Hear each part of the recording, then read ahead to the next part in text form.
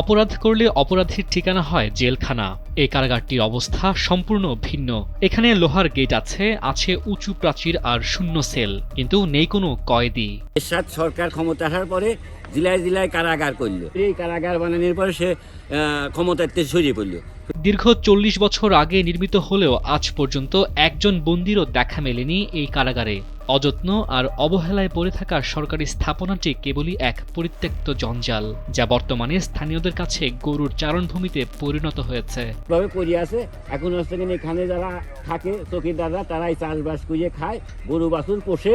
হ্যাঁ, এর ভিতর মানুষ আর জাতি পারে না, গরু ছাগল মাগল ভেড়া মেরা পোষে। কুষ্টিয়ার খোকসা উপজেলার উপকারাগারটি ৮০-এর দশকে প্রায় ১২.২ একর জমির ওপর নির্মিত হয়েছিল।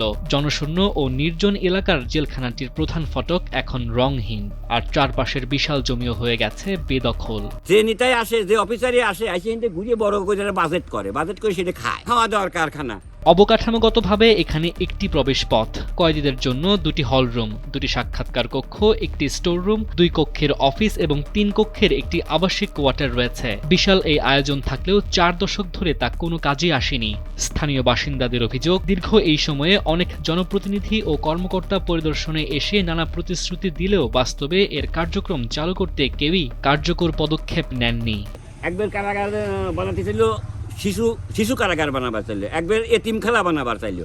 বারবার আসে পরীক্ষা নিরীক্ষা করে যায় আর খরচপত্র নিয়ে খায়, আর আসে না কেউ। স্থানীয়রা ক্ষোভ প্রকাশ করে বলেন, বছরের পর বছর এভাবে সরকারি সম্পদ নষ্ট হওয়া মেনে নেওয়া যায় না। এ বিষয়ে কুষ্টিয়া জেলা সমাজসেবা কার্যালয়ের উপপরিচালক মোহাম্মদ আব্দুল লতিফ শেখ জানান, নতুন সরকার যদি দায়িত্ব নিয়ে কারাগারটিকে নতুন করে ব্যবহারের উদ্যোগ নেয় তবে ভালো কিছু করা সম্ভব। কারাগার অধিদপ্তরের স্বরাষ্ট্র মন্ত্রণালয়ের অধীনে ছিল, পরে এটা যখন বন্ধ হয়ে যায় তখন এই যে আমাদের কাছে দেয়া হয়, কিন্তু সরকারি ভাবে এইটা পরবর্তীতে কিভাবে এই ধরনের ডিসিশন দেওয়া হয়।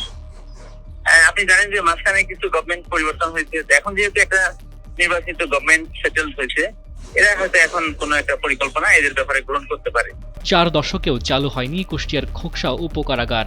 অবহেলায় নষ্ট হচ্ছে সরকারি সম্পদ। দ্রুত কার্যকর উদ্যোগের দাবি স্থানীয়দের। কুষ্টিয়া থেকে প্রতিনিধি হারুনুর রশিদের পাঠানো তথ্যচিত্রে ডেস্ক রিপোর্ট মুবিন আহমেদ।